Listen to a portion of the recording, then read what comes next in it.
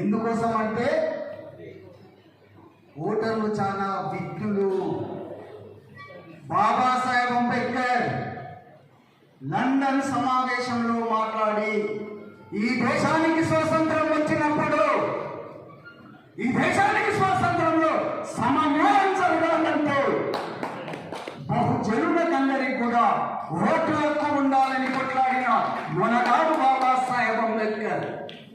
ఆయన ఇచ్చినటువంటి ఓటు రాయడానికి ఈ దేశంలో ఉన్నటువంటి రాజకీయ నాయకులు మొత్తం గిరగిర తిరుగుతా ఉన్నారు. ఎందుకోసం? ఓటు కోసం. ఓటు అనే ఆయుధాన్ని మనకి ఇచ్చింది కనుక ఆ ఓటు ద్వారానే రాజ్యాధికారాన్ని డిసైడ్ చేస్తున్నాం. ఆ దిశలో మహబూబ్ నగర్ నుంచి ఉన్నటువంటి ప్రజలు చాలా విజ్ఞులు. అవకాశం ఇస్తారు, ఆలోచన వచ్చినప్పుడు తీసేస్తారు. ఎంతో మంది రాతలు తలరాతలు మార్చారు. మేడం గారు